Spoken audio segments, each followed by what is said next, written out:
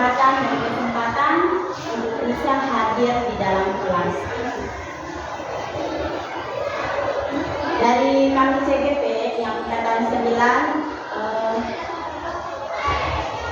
ingin melakukan atau memaparkan tentang implementasi budaya positif di sekolah.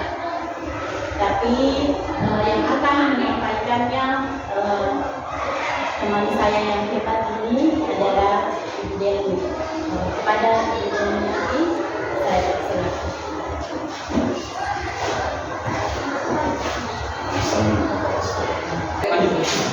Assalamualaikum warahmatullahi wabarakatuh.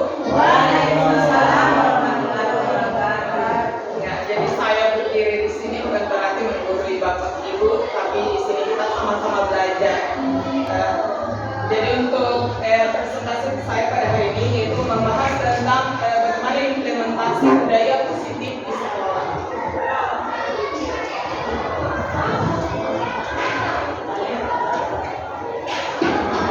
Saya sendiri adalah calon guru penggerak angkatan 9 bersama dengan rekan saya yaitu Ibu Rosmini selaku SPD. Latar belakang di mana Ki Hajar Dewantara mengumpamakan sekolah sebagai sebuah ladang tempat persemaian bibit. Agar bibit bisa berkembang secara maksimal, maka petani dapat memperbaiki kondisi tanah, memelihara bibit tanaman, memberi pupuk dan air, membasmi ulat-ulat atau jamur-jamur yang mengganggu hidup bibit tanaman. Jadi di sini berdasarkan filosofi Ki Hajar Dewantara, ibaratnya sekolah itu sebagai tanah, tanah ya. Kemudian bibit itu adalah siswa, petani adalah guru. Nah, di sini sehingga guru harus mengusahakan sekolah menjadi lingkungan yang menyenangkan, menjaga dan melindungi murid dari hal yang tidak baik. Dengan demikian karakter murid itu akan tumbuh dengan baik sesuai dengan profil pelajar Pancasila. Ya, jadi filosofi dari Ki Hajar Dewantara yang mengibaratkan sekolah itu seperti kita bercocok tanam di kebun ya. Nah, sekarang apa itu budaya positif di sekolah? Mungkin ada dari teman-teman yang bisa menyampaikan menurut Bapak Ibu apa itu budaya positif. Bagaimana mungkin apa ya? Menurut Ibu budaya positif itu apa? Budaya positif barangkali kalau menurut saya aturan-aturan atau perbuatan yang dilakukan oleh siswa yang baik, perbuatan yang baik. Oke. Jadi menurut Ibu Johana adalah budaya positif itu adalah aturan aturan yang baik ya. Mungkin ada dari teman-teman yang lain. Langsung saja ya. Jadi budaya positif di sekolah yaitu nilai-nilai dan kebiasaan-kebiasaan di sekolah yang berpihak pada peserta didik agar mereka dapat berkembang menjadi pribadi yang kritis, penuh hormat dan bertanggung jawab. Nah, budaya ini sudah kita lakukan di sekolah ya, seperti pembiasaan saat masuk di pintu gerbang anak-anak sudah menyalin, memberikan salam kepada guru. Kemudian ada juga pembiasaan salat duduk berjamaah dan kegiatan-kegiatan positif lainnya. Yang jelas budaya positif di sekolah ini sudah kita jalankan. Kemudian konsep inti budaya positif. Jadi ada 8 konsep inti budaya positif. Yang pertama yaitu perubahan paradigma belajar. Kemudian ada disiplin positif, ada nilai-nilai kebajikan, kebutuhan dasar manusia. Kemudian ada motivasi perilaku manusia, posisi kontrol guru, keyakinan kelas, dan segitiga restitusi. Nah, paradigma pendidikan menurut Ki Hajar Dewantara, bahwa konsep pendidikan menurut Ki Hajar Dewantara adalah pendidikan yang holistik, di mana murid atau peserta didik dibentuk menjadi insan yang berkembang secara utuh, meliputi rasio, olah rasa, oleh jiwa dan pola kadar melalui proses pembelajaran dan lainnya yang berpusat pada murid dan dilaksanakan dalam suasana umum. Ya, berikutnya yaitu perubahan apa yang dilakukan oleh Ki Hajar Dewantara dalam sejarah pendidikan Indonesia. Ya, kita kenal Ki Hajar Dewantara adalah merupakan salah satu pelopor pendidikan di Indonesia, atau kita kenal dengan Bapak Pendidikan. Ki Hajar Dewantara mendirikan Taman Siswa pada tanggal 3 Juli 1922 di Yogyakarta. Taman siswa ini diciptakan sebagai perguruan tempat belajar, tempat memperjuangkan dan mewujudkan cita-cita hidup. Taman siswa ini mengikuti garis kebudayaan nasional dan berusaha mendidik angkatan muda di dalam jiwa kebangsaan. Jadi taman siswa ini awal dari sekolah ya, yang sampai saat ini. Kemudian perubahan paradigma.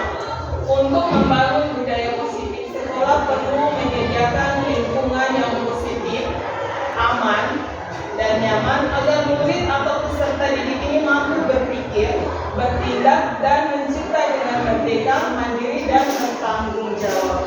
Jadi tentunya hal-hal positif ini ya, jadi bukan hanya budaya kebiasaan, tapi bagaimana lingkungan sekolah ini harus benar-benar mendukung pembelajaran di sekolah. Kemudian menurut Ki Hajar Dewantara, tujuan pendidikan yaitu menuntun segala kodrat yang ada pada anak-anak agar mereka dapat mencapai keselamatan dan kebahagiaan yang setinggi-tingginya, baik sebagai manusia maupun sebagai anggota masyarakat. Oleh sebab itu, pendidik hanya dapat menuntun tumbuh atau hidupnya kekuatan kodrat yang ada pada anak-anak agar dapat memperbaiki lakunya, bukan dasarnya hidup dan tumbuhnya kekuatan kodrat. Jadi sebenarnya kalau menurut Dewantara, bahwa guru itu membimbing dan menuntun siswa, namun sesuai dengan kekuatan kodrat yang ada pada anak tersebut. Perubahan paradigma teori kontrol atau ilusi kontrol. Sebenarnya kita dalam memperlakukan siswa agar menurut dengan kita, misalnya ada anak-anak yang melakukan kesalahan kemudian mengikuti apa yang kita sampaikan, itu hanyalah ilusi. Tapi sesungguhnya yang mengontrol, yang bisa mengontrol itu adalah diri sendiri.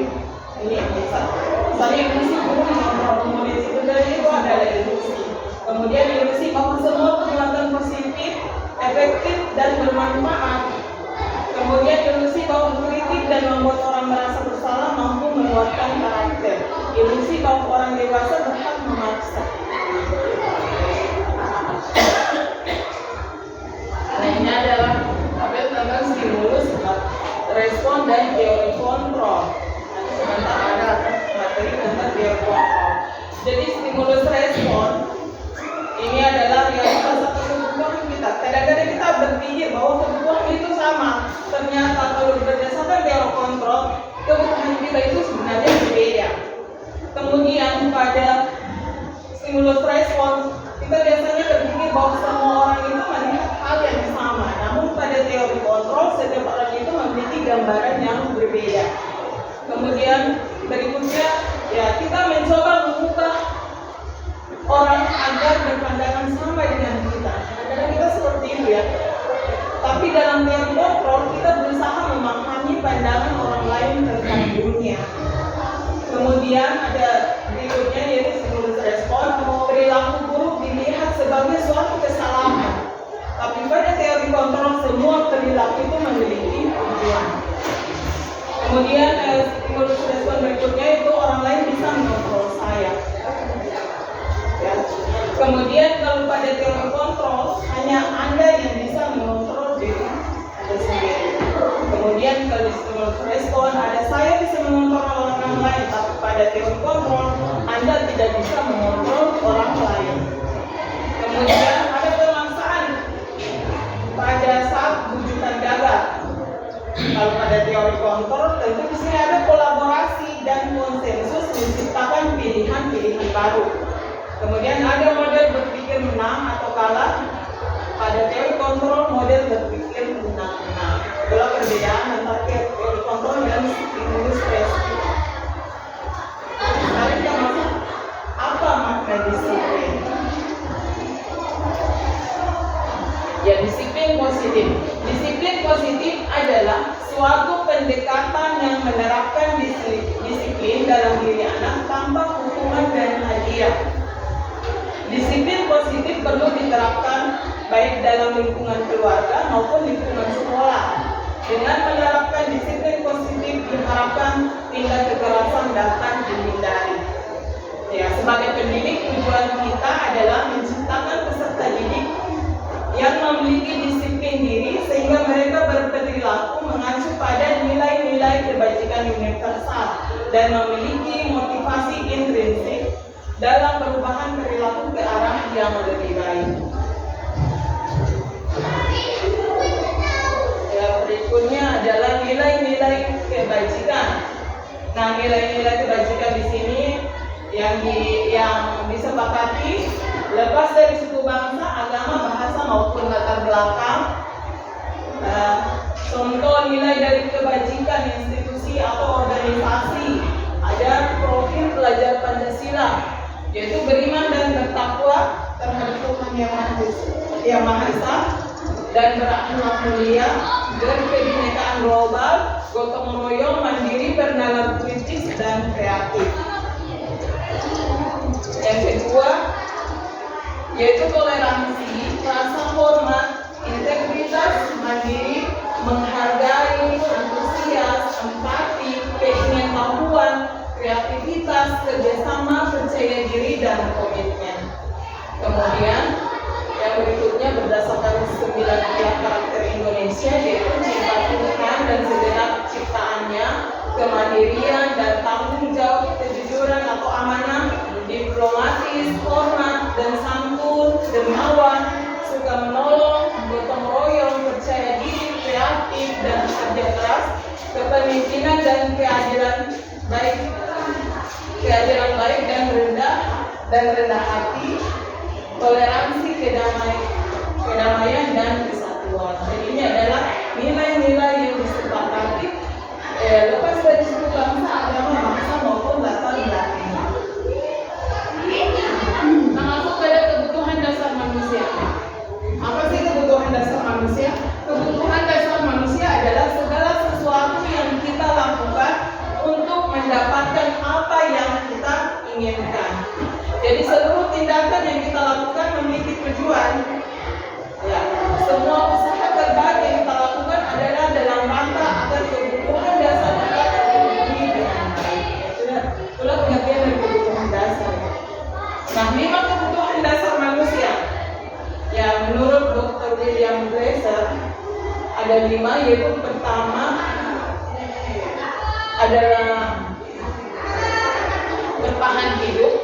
Ya, kebutuhan hidup, bertahan hidup ini misalnya makanan, kita butuh makanan, pakaian, tempat tinggal, keamanan, kesehatan.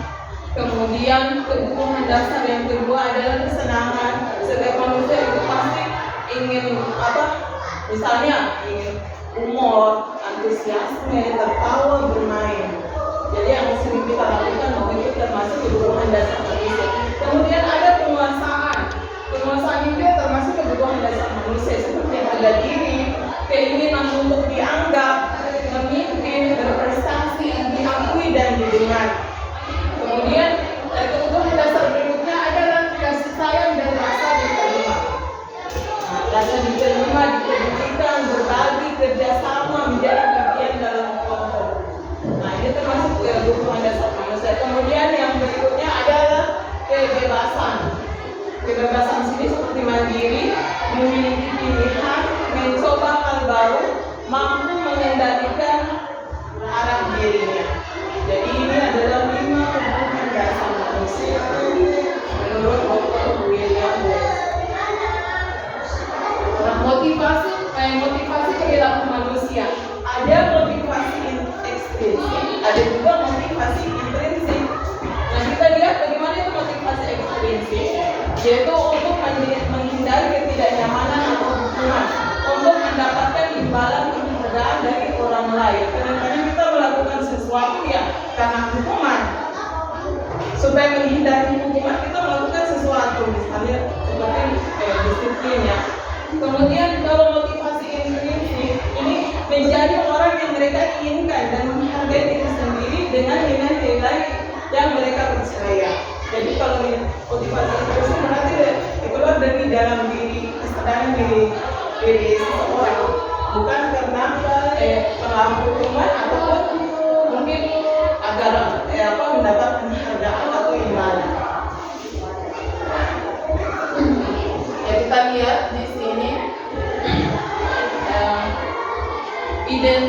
dengan identitas gagal. Ya, konsep disiplin ya adalah konsep disiplin. Yang pertama dengan identitas gagal. Nah, di sini kadang-kadang kita menerapkan hukuman kepada anak-anak ya, kepada siapa saja yang melakukan pelanggaran atau melanggar peraturan. Nah, di sini hukuman ini tidak terencana atau tiba-tiba, kemudian murid tidak tahu apa yang akan terjadi atau tidak dilibatkan, kemudian bersifat satu arah berupa hukuman fisik atau psikis. Jadi apa yang hukuman yang kita lakukan baik itu tidak terencana, tentu itu menunjukkan dengan identitas gagal, membuat anak merasa memiliki identitas yang gagal. Kemudian konsekuensi. Nah, konsekuensi di sini terencana atau disepakati sesuai peraturan, murid dibuat tetap tidak nyaman jika guru selalu memonitor murid. Mungkin hampir sama dengan hukuman, namun di sini dia terencana karena ada peraturan-peraturan. Ya, ketika peraturan itu dilanggar, maka biasanya kita memberikan hukuman atau sanksi. Kemudian, nah ini identitas sukses. Bagaimana identitas sukses? Itu kita menerapkan namanya restitusi. Ini proses menciptakan kondisi bagi murid untuk memperbaiki kesalahan. Kemudian proses kolaboratif yang mengajarkan murid untuk mencari solusi sendiri. Ya, jadi di sini kalau sebagai seorang guru kita harus berada di posisi ini. Bagaimana kita menciptakan kondisi bagi murid untuk dia bisa memperbaiki kesalahannya, kemudian menemukan solusinya sendiri ketika dia berbuat salah. 5 posisi kontrol gurunya berikutnya. 5 posisi kontrol guru, ada penghukum, ada sebagai pembuat merasa bersalah, ada sebagai teman, pemantau atau manajer. Nah, bagaimana sebagai penghukum? Nah, ini kadang-kadang saya sendiri menyadari bahwa selama ini sebelum saya mengikuti CGP, saya berada pada posisi sebagai penghukum. Bagaimana? Dari bahasa yang sering ketika anak melakukan kesalahan, kadang-kadang langsung dimarah, langsung ditegur. Seperti ini contoh kalimatnya, patuhi aturan sekolah lalu berdiri di depan barisan. Jadi kita langsung menghukum anak itu atas perilakunya. Ya, kemudian membuat merasa bersalah. Ya, harus memberitahu kamu, gurumu kecewa sama kamu. Jadi kita kadang melontarkan kalimat seperti itu merasa akhirnya murid itu merasa bersalah. Oh iya, saya ini sudah berbuat seperti ini. Kemudian yang berikutnya adalah posisi kontrol sebagai teman. Kalau sebagai teman ya, ini kata-kata yang sering muncul ya. Ayolah, buat bujur bangga, kalau ini tidak apa-apa, kamu salah. Itu sebagai teman. Kemudian ada posisi kontrol guru sebagai pemantau. Nah, biasanya yang kita lakukan itu berupa kalimat ya, kamu sudah melanggar apa peraturan dan konsekuensinya.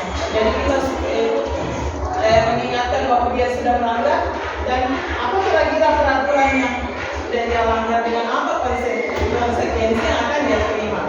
Kemudian posisi sebagai manajer. Nah, pada posisi manajer ini kalimat yang bisa kita ucapkan yaitu apakah kamu tahu kesalahanmu? Kira-kira bagaimana kamu memperbaiki kesalahan ini?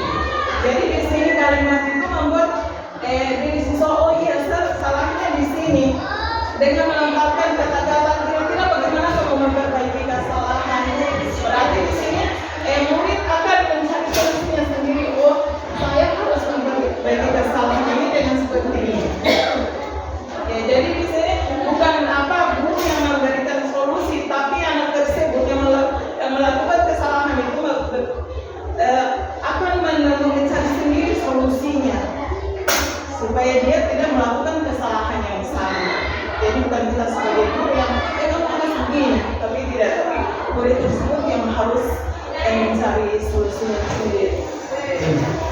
Kemudian kontrol guru. Ya, ini kasus misalnya siswa tidak memakai atribut lengkap saat upacara bendera. Ini sebagai contoh, kalau kita berada di posisi teman, kontrol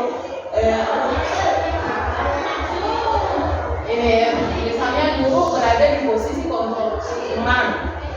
Nah ini, ayo dong ikuti aturan sekolah, tolong bantu ibu ya sekali lagi. Ya sudah, tidak apa-apa, lain kali jangan sampai berbuat seperti itu lagi ya. Kemudian kalau misalnya guru sebagai pemantau, kamu sudah melanggar peraturan sekolah, kamu tahu konsekuensinya. Setelah upacara kamu beri atributnya ke koperasi dan jangan diulang lagi.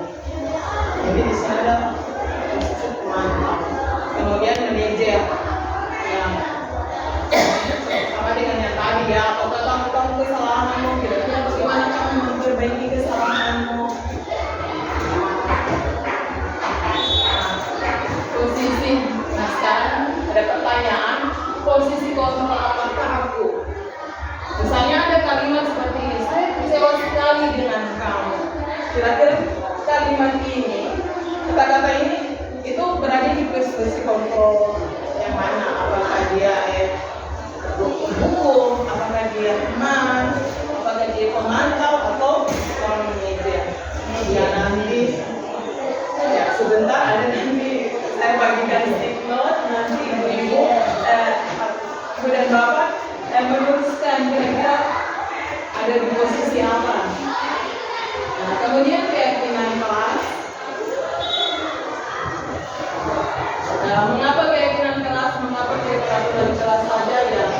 Sama dengan pertanyaan seperti ini. Mengapa kita memiliki peraturan tentang penggunaan helm pada saat mengendarai kendaraan roda 2 atau mobil, roda 2 atau motor yang ya, sama ya. Mengapa kita memiliki peraturan tentang penggunaan masker dan mencuci tangan setiap hari? Setiap saat ya. Ya, kalau pertanyaan pertama, kenapa kita harus memiliki peraturan tentang penggunaan helm? Tentu untuk keselamatan. Kalau ini, yang kedua, kenapa kita memiliki peraturan tentang penggunaan masker? Itu untuk kesehatan. Ya, pembentukan keyakinan kelas. Ini, kalau kita membuat suatu keyakinan kelas itu harus bersifat abstrak, berupa pernyataan yang universal, dibuat dalam pernyataan positif, sedikit saja agar mudah diingat, sesuai dengan kondisi kelas dan sekolah sehingga mudah diterapkan. Kemudian semua warga sekolah atau warga kelas dilibatkan saat membuat keyakinan kelas. Jadi sebaiknya kita sebagai wali kelas ataupun guru sebelum mulai pembelajaran di awal semester itu membuat keyakinan kelas bersama siswa. Ya. Nanti sebentar saya akan mempersilahkan Bapak Ibu untuk membuat bagaimana itu membuat keyakinan kelas.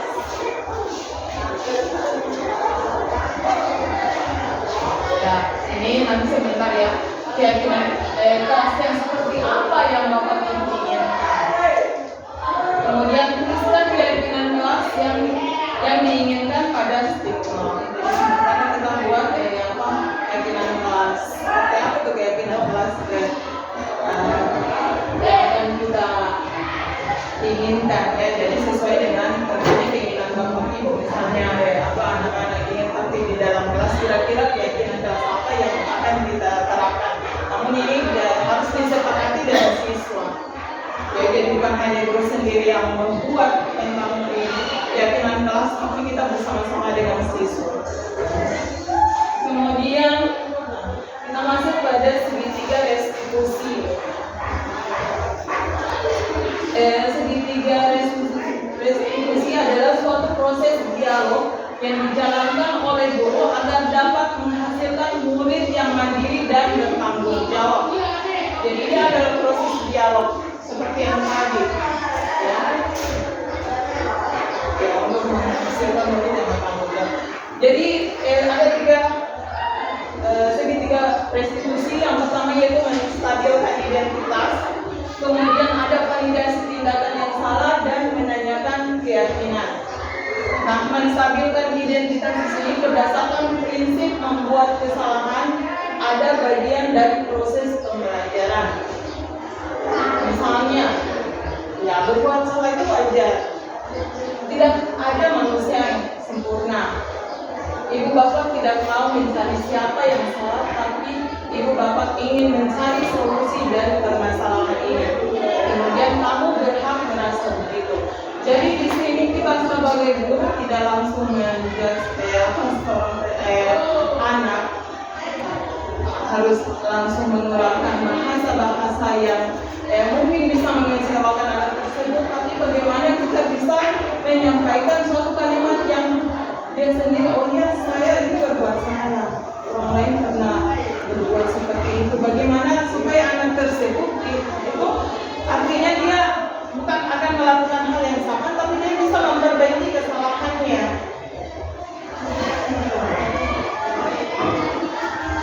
Dia belajar dari kesalahan yang telah dia lakukan. Ini untuk menstabilkan identitas. Kemudian validasi tindakan yang salah. Validasi tindakan yang salah ini berdasarkan prinsip setiap perilaku berupaya memenuhi suatu kebutuhan tertentu. Jadi setiap orang itu melakukan sesuatu pasti untuk memenuhi kebutuhan. Misalnya anak-anak yang selalu berbuat masalah, kalau kita telusuri tentu itu ada problem di keluarga. Yang tentunya di sini adalah ada kebutuhan yang tidak terpenuhi. Ya, jadi kita tidak seharusnya menjadi anak-anak ini, tapi kita lihat apa sih kebutuhan dasar yang tidak terpenuhi dari anak itu. Nah, kalimat yang bisa kita lontarkan seperti ini. Kamu pasti punya alasan mengapa melakukan itu, padahal kamu bisa melakukan yang lebih buruk dari ini ya. Kamu patut bangga karena telah melindungi sesuatu yang penting buatmu. Kamu melakukannya karena mempertahankan sesuatu yang penting bagimu. Ya, jadi ini validasi tindakan yang salah. Kemudian menanyakan keyakinan. Ini berdasarkan prinsip teori kontrol bahwa pada dasarnya kita termotivasi secara intrinsik. Nah, ini kalimat yang bisa kita sampaikan apa keyakinan kelas kita, nilai-nilai apa yang telah disepakati bersama, seperti apa gambaran sebuah kelas yang ideal menurut kamu. Kamu ingin menjadi orang yang seperti apa? Ya, jadi dalam memproses siswa misalnya ya, ketika siswa melakukan perilaku yang menyimpang, ya kita bisa menerapkan yang namanya segitiga restitusi. Jadi kita harus menstabilkan identitas, kemudian kita melakukan validasi yang salah, kemudian menanyakan keyakinan. Jadi tentunya bagaimana kita menanyakan keyakinan, harus ada keyakinan yang harus kita sepakati terlebih dahulu, supaya kita pada saat anak-anak berperilaku yang tidak sesuai dengan keyakinan yang sudah disepakati, akan dia menyadari, oh ternyata saya ini sudah melanggar keyakinan kelas kayak ini. Demikian pemaparan dari saya.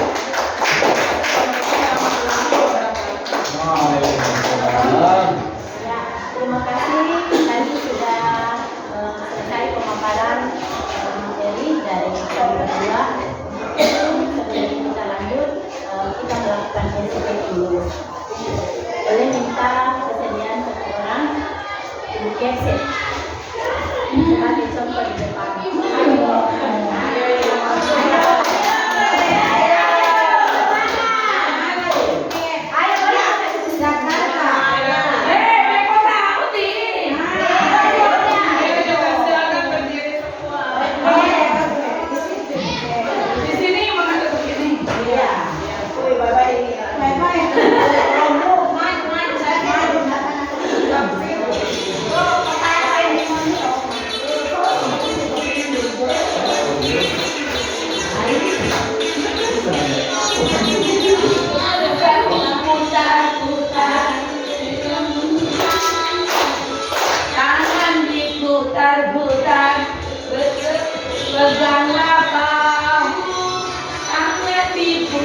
putar-putar. Lalu digoyang-goyang, digoyang-goyang, digoyang-goyang.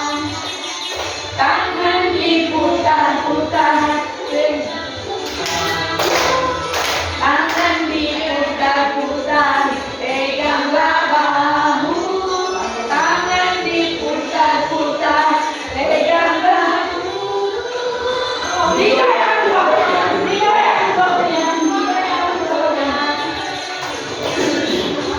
Putar, diputar-putar, diputar-putar, diputar-putar. Kita semua diputar-putar, diputar-putar, putar bahu.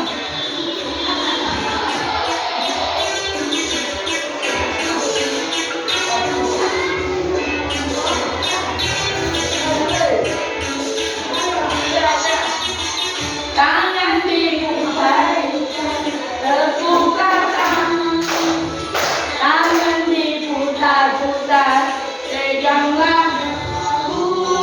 Tangan diputar-putar, peganglah bahu. Goyang-goyang, digoyang-goyang, digoyang-goyang. Diputar-putar. Tangan diputar-putar, peganglah bahu. Tangan diputar-putar, peganglah lutut. Digoyang-goyang, digoyang-goyang, digoyang-goyang. Diputar-putar, diputar-putar, diputar-putar, diputar-putar. Putar, diputar-putar, diputar-putar.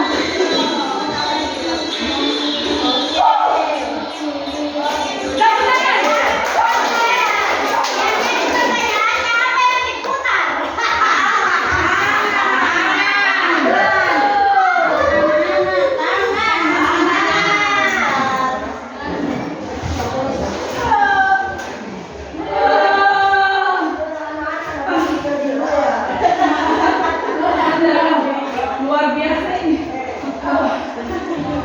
Poinnya.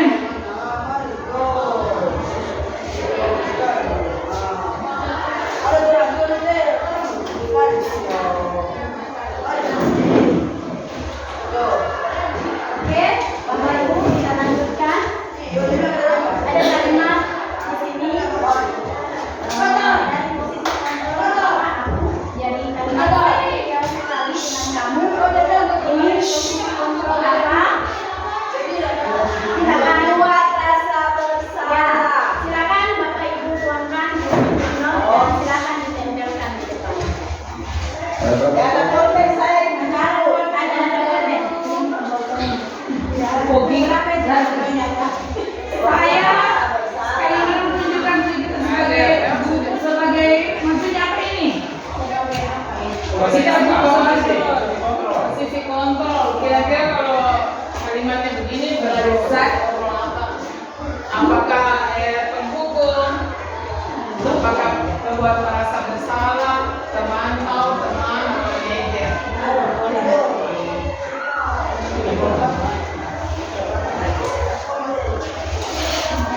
Saya kecewa sekali dengan kamu. langsung tempel. Ya, silakan ditempel. Yang foto dulu deh. Udah dua kali. Tetap ya.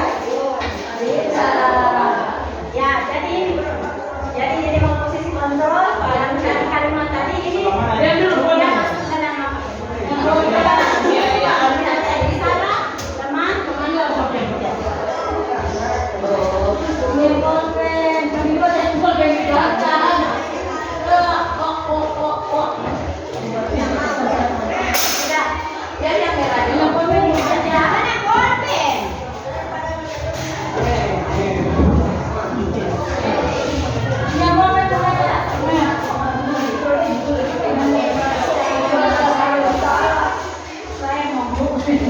Rumah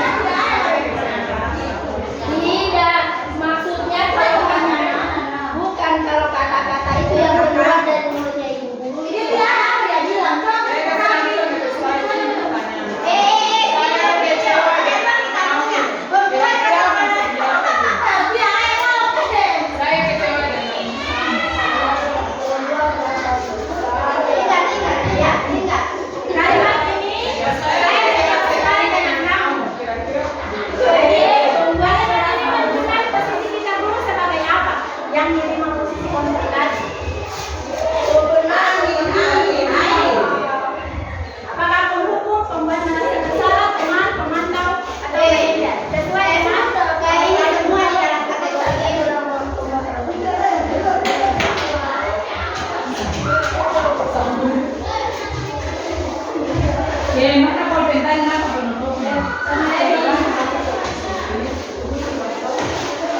Apa punya Apa punya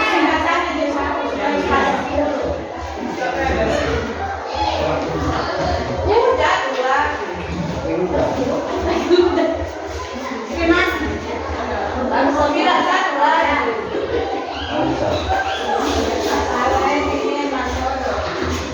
Sudah, sudah. Oke, sudah semua ya, kan?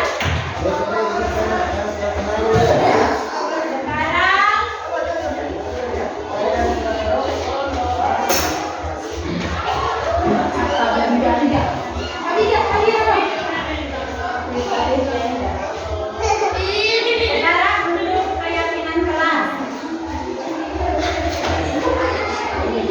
Keyakinan kelas yang seperti apa yang Bapak Ibu inginkan? Silakan Bapak Ibu tuliskan seperti keyakinan kelas.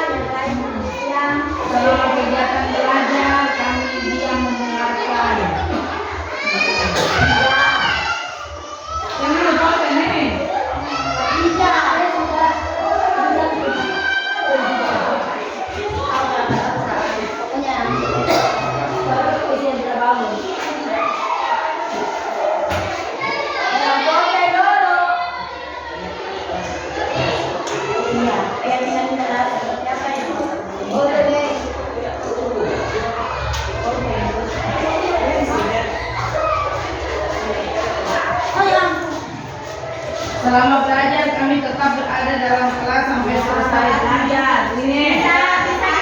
Mungkin kalau di pada saat mengajar, kalau keluar minta izin.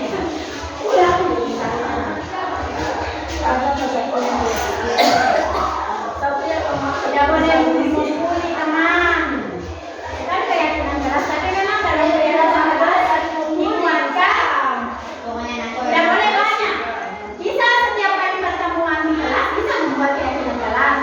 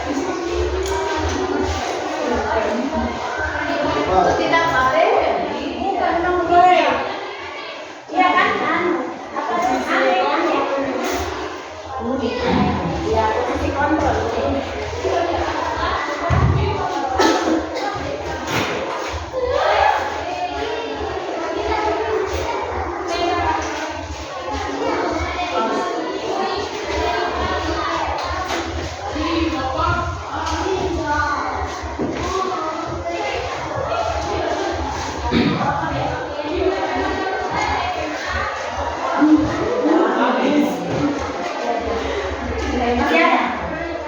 Tidak ada.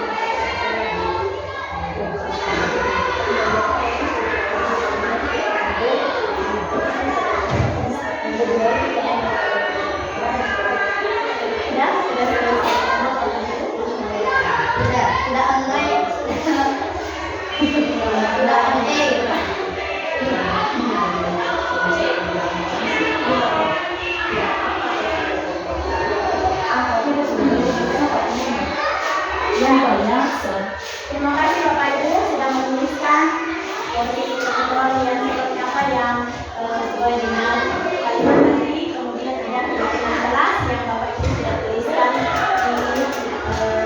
note.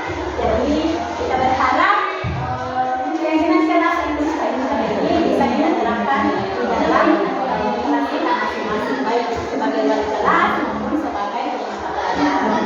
Jadi kalau semua pelajaran setiap mau membuatkan keyakinan kelas silakan. Tapi yang pasti sesuai dengan ketentuan tadi, tidak boleh banyak-banyak. Oke, Bapak Ibu. Selanjutnya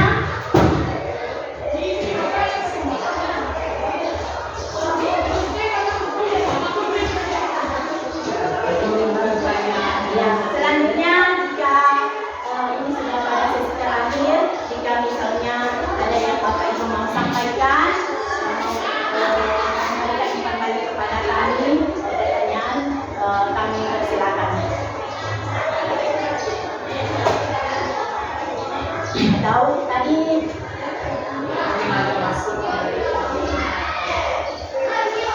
masukan sih, iya. Sekarang kan ilmunya sudah didapat, bagaimana itu keyakinan kelas, kemudian bagaimana itu posisi kontrol guru ketika mendapatkan kondisi siswa yang bermasalah di sekolah. Ini kan sudah berbagi ke teman-teman guru. Harapannya mungkin kelima orang CDP ini mampu memberikan support kepada teman-teman agar supaya apa yang dilakukan pada hari ini bukan hanya sekedar disampaikan, tetapi mampu juga untuk diimplementasikan di dalam kehidupan selama berada di lingkungan sekolah. Jadi bagaimana cara membuat keyakinan kelas, kemudian bagaimana cara menerapkan keyakinan kelas itu, kemudian bagaimana posisi kita ketika dalam kondisi mendapatkan siswa seperti ini.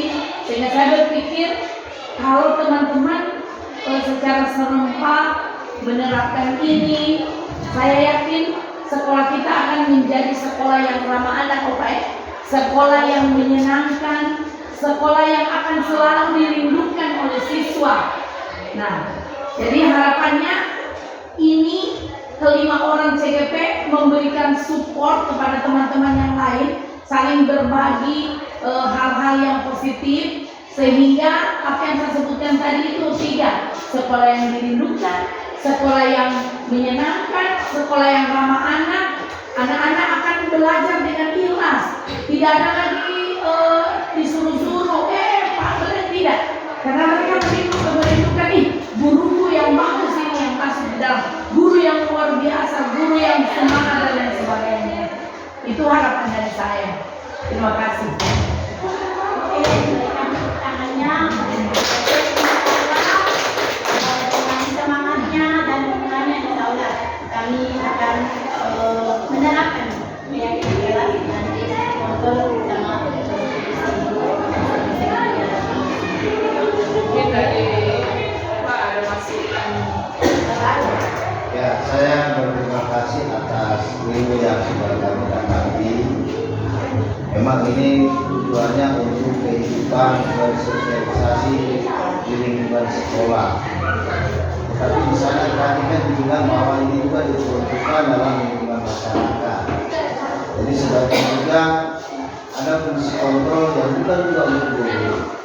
Tapi di depan bagaimana mengambil kebijakan bisa memberikan seperti 5 fungsi kontrol ya bagi orang tua, sehingga dalam penerapan di lingkungan sekolah ada pertemuan dengan orang tua wali bisa diberikan gambaran juga bagaimana fungsi kontrol bagi orang tua dalam berperilaku disiplin positif, sehingga hubungan kerjasama antara pihak sekolah dengan masyarakat orang tua itu akan berjalan dengan sebaik-baiknya karena kita mencapai tujuan siswa yang penuh dengan kebahagiaan. Terima kasih. Tadi juga mungkin ada dari kami hanya memberikan kesempatan bahwa tadi kan testing mengikuti disiplin positif dengan budaya positif ya. Jadi saya bisa menjelaskan di disiplin positif dan budaya positif itu dia 2 hal yang terkait. Yang tetapi memiliki perbedaan mendasar. Dimana kalau budaya positif itu adalah sebuah nilai kebijakan yang dari keyakinan. Nah, dari keyakinan ini menjadikan karakter dan ciri khas dari komunitas ini. Kemudian kalau disiplin positif tadi ini adalah kita punya pendekatan untuk murid, pendekatan mendidik murid. Jadi dengan itu kita bisa kontrol diri dan